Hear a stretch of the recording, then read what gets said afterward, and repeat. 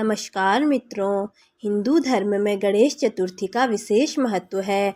शास्त्रों के अनुसार चतुर्थी तिथि भगवान श्री गणेश को समर्पित होती है। ऐसे में इस दिन भगवान श्री गणेश की विधि विधान से पूजा अर्चना की जाती है। गणेश चतुर्थी को प्रमुख जगहों पर भगवान गणेश की बड़ी प्रतिमा स्थापित की जाती है। इस प्रतिमा का 9 दिन तक पूजन किया जाता है। गणेश चतुर्थी के दिन कथा को पढ़ना और सुनना अनिवार्य माना गया है। तो आइए हम कथा का आरंभ करते हैं। एक बार महादेव जी पार्वती सहित नर्मदा के तट पर गए। वहाँ एक सुंदर स्थान पर पार्वती जी ने महादेव जी के साथ चौपर खेलने की इच्छा व्यक्त की। तब शिव जी ने कहा, हमारी हार जीत का साक्षी कौन होगा? पार्वती जी ने तत्काल वहाँ की घास के तिनके बटोरकर एक पुतला बनाया और उसमें प्राण प्रतिष्ठा करके उससे कहा, बेटा हम चौपर खेलना चाहते हैं, किंतु यहाँ हार जीत का साक्षी कोई नहीं है। अतः खेल के अंत में तुम हमारी हार जीत के साक्षी होकर बताना कि हम में से कौन जीता और कौन हारा। खेल आरंभ हुआ। देवयोग से तीनों बार पार्वती जी ही जीती। जब अंत में बालक से हार जीत का निर्णय कराया गया तो उसने महादेव जी को विजयी बताया।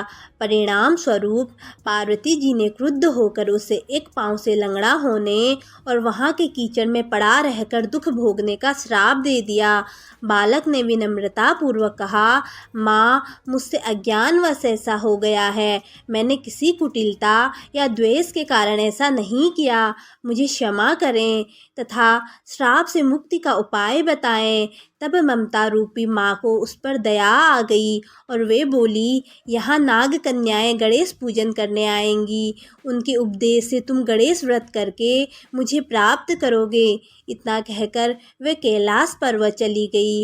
1 वर्ष बाद वहाँ श्रावण में नाग कन्याएं गणेश पूजन के लिए आई। नाग कन्याओं ने गणेश व्रत करके उस बालक को व्रत की विधि बताई। तत्पश्चात बालक ने 12 दिन तक गणेश जी का व्रत किया। तब गणेश जी ने उसे दर्शन देकर कहा, मैं तुम्हारे व्रत से प्रसन्न हूँ, मनोवांछित वर मांगो। बालक बोला, भगवन मेरे पाँव में इतनी शक्ति दे दो कि मैं कैलाश पर्वत पर अपने माता पिता के पास पहुँच सकूँ और वे मुझ पर प्रसन्न हो जाएं। गणेश जी तथास्तु कहकर अंतर्ध्यान हो गए। बालक भगवान शिव के चरणों में पहुँच गया। शिव जी ने उससे वहाँ तक पहुँचने के साधन के बारे में पूछा। तब बालक ने सारी कथा शिव जी को सुना दी। उधर उसी दिन से अप्रसन्न होकर पार्वती जी शिव जी से विमुख हो गई थी। तत्पश्चात भगवान शंकर ने भी बालक की तरह 21 दिन तक श्री गणेश का व्रत किया, जिसके प्रभाव से पार्वती जी के मन में स्वयं महादेव जी से मिलने की इच्छा जागृत हुई। वे शीघ्र ही कैलाश पर्वत पर आ पहुँची। वहाँ पहुंचकर पार्वती जी ने शिव जी से पूछा, भगवन आपने ऐसा कौन सा उपाय किया जिसके फलस्वरूप मैं आपके पास भागी भागी आ गई हूँ? शिव जी ने गणेश व्रत का इतिहास उनसे कह दिया। तब पार्वती जी ने अपने पुत्र कार्तिकेय से मिलने की इच्छा से 21 दिन पर्यंत 21-21 की संख्या में दूर्वा, पुष्प तथा लड्डुओं से गणेश जी का पूजन किया। 21वें दिन कार्तिकेय स्वयं ही पार्वती जी से आ मिले। उन्होंने भी माँ के मुख से इस व्रत के बारे में जाना और व्रत किया। कार्तिकेय ने यही व्रत विश्वामित्र जी को बताया। विश्वामित्र जी ने व्रत करके गणेश जी से जन्म से मुक्त होकर ब्रह्म ऋषि होने का वर मांगा। गणेश जी ने उनकी मनोकामना पूर्ण की।